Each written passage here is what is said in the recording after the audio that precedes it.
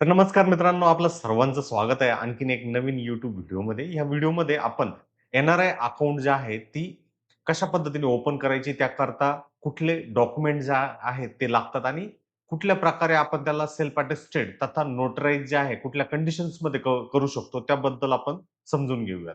तर आपल्याला माहीतच आहे, की एन-आर-आय हा एक महत्त्वाचा घटक आहे, की ज्याच्या माध्यमातनं एक नॉन रेसिडेंट इंडियन जो आहे तो भारतीय स्टॉक मार्केटमधील स्टॉक्स, ई-टी-एफ्स किंवा ऑप्शन्समध्ये ट्रेडिंग किंवा लाँग टर्मच्या हिशोबाने इन्व्हेस्टमेंट जे आहे ते करू शकतो. त्यामध्ये आता नवीन रेव्होल्यूशन झिरोधा ब्रोकिंग लिमिटेडने आणलंय, की ज्या माध्यमातनं तुम्ही जे आहे ते झिरोधा बरोबर ऑनलाईन पद्धतीने अगदी 2 ते 3 वर्किंग डेजमध्ये तुमचं ट्रेडिंग आणि डीमॅट खातं जे आहे ते खोलू शकता. मग त्याकरता हे एन-आर-आय अकाउंट जे आहे ते खोलण्यासाठी काय प्रोसेस आहे? त्याकरता कुठले प्रकार त्यामध्ये आहे आणि सगळ्यात महत्त्वाचं कुठले चार्जेस जे आहेत ते आपल्याला पे करावे लागतील, त्याबद्दल या व्हिडिओच्या माध्यमातून आपण माहिती घेऊयात. तर नमस्कार, मी आहे रणजित. आपलं सर्वांचं स्वागत करतो निफ्टी ट्रेंड YouTube चॅनलवरती. तर जसं मी अगोदर सांगितलं, की एन-आर-आय ही नॉन रेसिडेंट एंटिटी आहे, की ज्याच्या माध्यमातून तुम्ही ट्रेडिंग आणि डीमॅट खातं झिरोधा ब्रोकिंग लिमिटेड बरोबर जे आहे ते खोलू शकता. जरी तुम्ही भारताच्या बाहेर राहत असाल, तरीही झिरोधावर तुम्ही खाते जे आहे ते खोलू शकता आणि ते एकदम सोपं आहे. मग त्यामध्ये काय प्रोसेस आहे बरं? तर एन-आर-आय म्हणजे नॉन रेसिडेंट इंडियन. जर तुम्ही रोजगार, व्यवसाय किंवा इतर कारणासाठी भारताच्या बाहेर जास्त काळ राहत असाल आणि तुमचं एका आर्थिक वर्षात 182 दिवसांपेक्षा जास्त काळासाठी तुम्ही परदेशात जर राहत असाल, तर तुम्ही एन-आर-आय म्हणजेच नॉन रेसिडेंट इंडिव्हिज्युअल म्हणून पात्र आहात. तर एन-आर-आय अकाउंटद्वारे तुम्ही भारतीय शेअर बाजारामध्ये गुंतवणूक करण्याचा विचार करत आहात, तर नक्कीच तुम्ही एक चांगला व्हिडिओ जो आहे तो बघत आहात. तर सगळ्यात महत्त्वाचं व्हिडिओच्या सुरुवातीला मी तुम्हाला सांगतो, की ही अकाउंट ओपनिंगची जी प्रोसेस जी आहे एन-आर-आयची, ती पूर्णपणे ऑनलाईन आता उपलब्ध झालेली आहे. त्या माध्यमातून तुम्ही अकाउंट ओपनिंग जे आहे ते करू शकता. तुमच्या स्क्रीनवरती इथं ओपन अन एन-आर-आय डीमॅट अकाउंट हे झिरोधाच्या वेबसाईटवरती आपण आहोत आणि त्या माध्यमातून तुम्हाला तिथं तुमचा signup.zerodha.com वरती /NRI वरती जाऊन तुमचा ईमेल आणि मोबाईल नंबर जो आहे तो व्हेरिफाय करायचा आहे. यामध्ये तुम्ही अकाउंट टाइप जे आहे एन-आर-ई आणि एन-आर-ओ जे आपण पुढील येणाऱ्या टाईममध्ये आपण त्याबद्दल माहिती घेणार आहोत. ते तुम्हाला सिलेक्ट करायचंय तुमच्या बँक अकाउंटच्या कॅटेगरीनुसार. नंतर मोबाईल नंबर, पॅन व्हेरिफाय करायचा आहे, जो की आयटी डेटाबेसनुसार राहणार आहे. नंतर तुम्हाला बँक लिंक जे आहे, जे की एन-आर-ओ आणि एन-आर-ई वरती जायचंय. त्यानंतर तुम्हाला ॲड्रेस प्रूफ जो आहे तो अपलोड करायचा आहे. जर तो बाहेरचा असेल आणि जर तुम्ही भारतात नसेल, तर त्याला नोटराइज करणं सगळ्यात महत्त्वाचं आहे. ऑनलाईन सुद्धा भरपूर काही प्लॅटफॉर्म आहे, ज्या माध्यमातून तुम्ही त्याला नोटराइज जे आहे ते करू शकता. याबरोबरच फॅक्टर डिक्लरेशन तुम्हाला द्यायचं आहे. वेबकॅम आय-पी-व्ही म्हणजे तुमचा एक फोटो काढायचा आहे, ज्यामध्ये जिओ टॅग लोकेशन तिथं येईल. त्यानंतर डॉक्युमेंट जे आहे ते अपलोड करायचे, ज्यामध्ये pan, passport, visa, address proof आणि पी-आय-एस लेटर जर तुम्ही एन-आर-आय अकाउंट जे आहे ते हे करत असाल तर. जर फायनल स्टेपमध्ये जर तुम्ही भारतात आला असाल, तर डी-जीओद्वारे तुम्ही ई-साइन करू शकता. त्याकरता तुम्ही आधारचा जो आहे तो वापर करू शकता. भारताबाहेर जर तुम्ही असाल, तर तो फॉर्म जो आहे तो प्रिंट करून भारताबाहेर तुम्ही तो अ, असाल तर तो प्रिंट करून जो आहे तो तुम्ही झिरोधाच्या बंगलोरच्या ॲड्रेसवरती जे आहे ते पाठवू शकता. ज्याच्यावरती तुम्हाला सिग्नेचर जे आहे ते करावं लागतं आणि ते झिरोधाच्या ॲड्रेसला कुरिअर करावं लागतं. त्यानंतर तुमचं व्हेरिफिकेशन जे आहे ते 48 ते 72 तासानंतर होतं आणि त्यानंतर तुमचं अकाउंट जे आहे ते ॲक्टिव्हेट होतं. आता सगळ्यात महत्त्वाचा पॅरामीटर जो पडतो तो म्हणजे एन-आर-ई आणि एन-आर-ओ अकाउंट. तर एन-आर-ई अकाउंट काय? तर विदेशामधनं आलेलं उत्पन्न टॅक्स फ्री उत्पन्न जे आहे ते ठेवण्यासाठी पैसे परदेशात पाठवता येतात.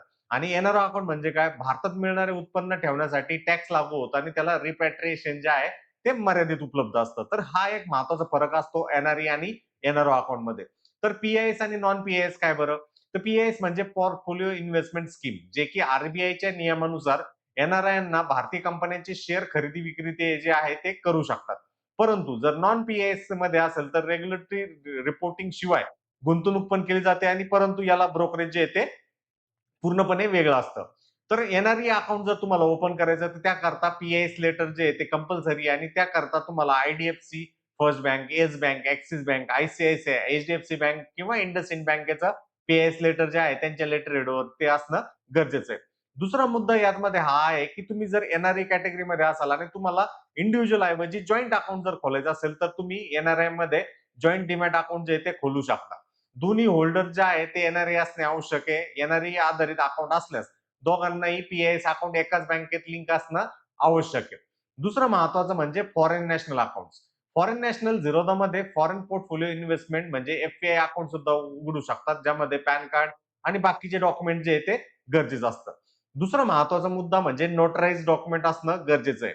त्यामध्ये काय, जर के-वाय-सीला एन-आर-आय म्हणून व्हेरिफाय झालेलं नसेल आणि तुम्ही भारतात झिरोधाच्या कुठल्याही ब्रांच ऑफिसला जे आहे ते व्हिजिट करत शकत नसाल, तर डॉक्युमेंट इंडियन एम्बसी किंवा ऑथराइज्ड ऑफिशियल अब्रॉड करणं तुम्ही त्याला नोटराइज जे आहे ते करू शकता. परंतु जर तुम्ही भारतामध्ये आहात, तर त्या केसमध्ये तुमच्या नियरेस्ट झिरोधाच्या ब्रांच ऑफिसला किंवा झिरोधाच्या ऑथराइज पर्सनकडे जाऊन इन पर्सन मध्ये तिथं तुम्हाला नोटरी करण्याची कुठलीही गरज तिथं लागणार नाही आणि तुमची जी ई साईनची प्रोसेस जी आहे ती होऊ शकते, सब्जेक्टेड टू तुमच्या आधारला मोबाईल नंबर लिंक असणं गरजेचं आहे. दुसरा महत्वाचा मुद्दा म्हणजे तुमचा आधार भारतामधलं असणं गरजेचं आहे.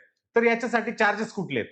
तर अकाउंट ओपनिंग चार्जेस जे आहेत ते ₹500, ब्रोकरेजमध्ये जर इक्विटी डिलिव्हरी आहे, जे की पी-एसच्या हिशोबामध्ये ते 0.5% किंवा 200 याच्यामध्ये जे कुठलं कमी असेल ते ऍप्लिकेबल राहणार आहे. इक्विटी डिलिव्हरी आणि F&O साठी नॉन पी-एस म्हणजे एनआरओ अकाउंटमध्ये जे की 0.5% किंवा 50 याच्यामध्ये जे काही कुठलं कमी असेल हे लक्षात येईल.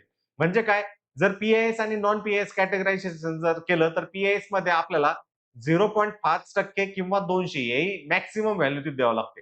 परंतु जर नॉन पी-एस जर असेल तर त्या केसमध्ये 0.5% किंवा 50 याच्यामध्ये जी लोअर व्हॅल्यू असेल ती ऍप्लिकेबल तिथं असते. दुसरं महत्वाचं अॅन्युअल मेंटेनन्स चार्जेस. तर प्रत्येक तिमाहीला आपल्याला ₹125 प्लस 18% जीएसटी जे आहे ते त्यावरती तुम्हाला तिथं झिरोधा बरोबर जे आहे ते पे करावं लागते. याबरोबरच जर ऑरबी सीपी कोड वापरून जर तुम्ही अकाउंट जर हे केलेलं आहे तर त्या केससाठी क्लिअरिंग चार्जेस जे आहेत ते फ्युचरसाठी ₹150 प्रति करोड साठी मंथली आहे आणि ऑप्शनसाठी ₹1500 प्रति करोड मंथली आहे. स्टॅच्युटरी चार्जेस मध्ये STT, transaction charge, GST, SEBI charges आणि स्टॅम्प ड्युटी चार्जेस जे आहेत ते ऍप्लिकेबल तिथं राहणार आहे. म्हणून ट्रेडिंग सेगमेंट जे आहेत एनआरआय मध्ये कुठल्या कुठल्या सेगमेंट्स मध्ये ट्रेड करू शकता तुम्ही. एनआरई किंवा एनआरओ अकाउंट जे आहेत पीआयएस किंवा नॉन पीआयएस अकाउंट तुम्ही ओपन करू शकता. परंतु तुम्ही कुठल्या सेगमेंट्स मध्ये ट्रेड करू शकता जेणेकरून तुम्हाला एक ऑपॉर्च्युनिटी जी आहे ती होऊ शकते. मग त्यामध्ये तुम्ही इक्विटी डिलिव्हरी ज्याला की कॅश सेगमेंट म्हटलं जातं त्यामध्ये ट्रेडिंग किंवा इन्व्हेस्टमेंट जे आहे ते करू शकता. ह्याबरोबरच डेरिव्हेटिव्ह मार्केट एक बिगेस्ट मार्केट भारतातलं होताना दिसतंय आणि त्यामध्ये फ्युचर्स आणि ऑप्शन्स मध्ये तुम्ही ट्रेड तिथं करू शकता. याबरोबरच जर लॉंग टर्मच्या हिशोबाने म्युच्युअल फंड्स मध्ये तुम्हाला इन्व्हेस्टमेंट करायची आहे, तर त्यामध्ये सुद्धा तुम्ही इन्व्हेस्टमेंट जे आहे ते करू शकता. या व्यतिरिक्त स्टॉक्स किंवा ईटीएफ सारखे एस-आय-पी टूल्स वरती जे आहेत तुम्ही तिथं इन्व्हेस्टमेंट करू शकता. म्हणजेच काय मित्रांनो, जर झिरोधामध्ये तुम्हाला एनआरआय अकाउंट जर खोलायचं आहे, तर तुमच्याकडे एनआरई किंवा एनआरओ बँक अकाउंट असणं गरजेचं आहे. एनआरई मध्ये काय सगळ्यात महत्वाचा मुद्दा, की तुम्हाला तिथे पी-एस लेटर असणं गरजेचं आहे आणि एनआरओ जर असेल तर नॉन पी-एस कॅटेगरीमध्ये येतं. पण यात राहतो मुद्दा तो म्हणजे चार्जेसचा. कारण ब्रोकरेज जे आहे ते तुम्हाला पे करायचं आहे आणि त्यामध्ये तुम्हाला नॉन पी-एस एनआरई अकाउंटचा जो आहे तो एकदम चांगला रूट जो आहे तो आपल्याला बनताना दिसतो. म्हणजेच भारतीय शेअर बाजारामध्ये सुरक्षित आणि नियमानुसार जर आपल्याला गुंतवणूक करायची असेल तर एनआरआयनी अकाउंट जे आहे ते ओपन करणं गरजेचं आहे. त्यामध्ये दोनच कॅटेगरी महत्वाच्या आहेत त्या म्हणजे एनआरआय पी-आय-एस आणि नॉन पी-आय-एस रूट जे आहे ते योग्य समजून घेणं, योग्य डॉक्युमेंटची निवड करणं व स्टेप बाय स्टेप प्रक्रिया पूर्ण करणं सगळ्यात महत्वाचं आहे. जेव्हा तुम्ही भारतामध्ये येणार आहात तुम्हाला पूर्ण प्रोसेस जी आहे फक्त 48 ते 72 तासामध्ये ऑनलाईन मॉड्यूलच्या माध्यमातून करायची आहे. तर तुम्ही तुमच्या गुगल मॅप्सला जाऊन झिरोधाच्या नियरेस्ट ब्रांचला व्हिजिट करून तुम्ही जे झिरोधा बरोबरचं एनआरआय अकाउंट जे आहे ते ओपन तिथं करू शकता आणि त्या माध्यमातून तुम्हाला झिरोधाचा एक विश्वासार्ह आणि सोपा ट्रेडिंग अनुभव जो आहे तो आपल्याला उपलब्ध होताना तिथं दिसू शकतो. तर ह्या व्हिडिओचा उद्देश हाच होता की एक एनआरआय ज्याला भारतीय शेअर बाजारामध्ये स्टॉक मार्केटमध्ये इन्व्हेस्ट करायचे परंतु त्याला कशा पद्धतीने त्याला अप्रोच केलं गेलं पाहिजे त्याची बद्दलची माहिती जी आहे या व्हिडिओच्या माध्यमातून आपल्याला दिली गेलेली आहे आणि सगळ्यात महत्वाचा मुद्दा जम जर तुम्हाला एनआरए अकाउंट जर खोलायचं असेल तर व्हिडिओच्या डिस्क्रिप्शन बॉक्समध्ये त्याची लिंक दिलेली आहे. त्या माध्यमातून तुम्ही एनआरए अकाउंट जे आहे ते खोलू शकता सब्जेक्टेड टू तुमच्याकडे पी-आय-एस लेटर आहे किंवा नॉन पी-आय-एसच्या कॅटेगरीमध्ये तुम्हाला खोलायचं तर आणि तुमच्या मित्र परिवाराबरोबर तुमच्या रिलेटिव्ह बरोबर नक्की नक्की या व्हिडिओला शेअर करा. धन्यवाद.